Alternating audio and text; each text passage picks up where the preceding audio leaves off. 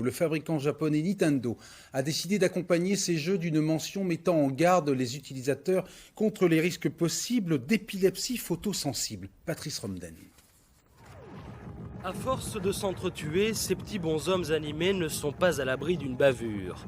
Victime potentielle, l'enfant, le regard braqué sur son récepteur, il endure pendant des heures les éclairs lumineux émis par l'écran, et ce, jusqu'à sombrer dans la crise d'épilepsie, c'est possible. C'est une espèce de surexcitation du cortex cérébral, et dans certaines variétés d'épilepsie, c'est une excitation bien précise qui active une aire corticale qui déclenche ces orages. Imaginez un standard téléphonique saturé, c'est pareil, le cerveau de l'enfant ne supporte plus l'afflux intempestif d'images clignotantes. Outre-Manche, les urgences des hôpitaux ont constaté une augmentation des crises d'épilepsie pendant Noël. Témoignage. J'ai vu des couleurs, ça flashait de partout, je me suis senti mal, je me suis rué aux toilettes et après je ne me souviens plus de rien.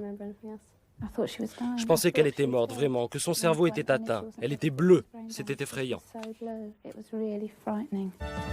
Le gouvernement britannique a ouvert une enquête. En attendant, les fabricants de jeux vidéo plaident non coupables.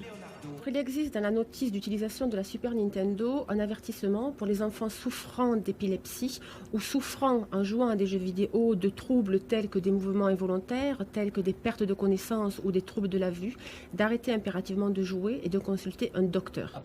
La notice en question existe depuis avril 92. Or, la surexcitation lumineuse intermittente n'est pas une nouveauté.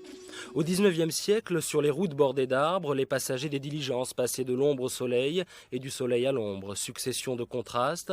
Résultat, dès les beaux jours, recrudescence des crises d'épilepsie. Alors un conseil, évitez le Nintendo dans la diligence.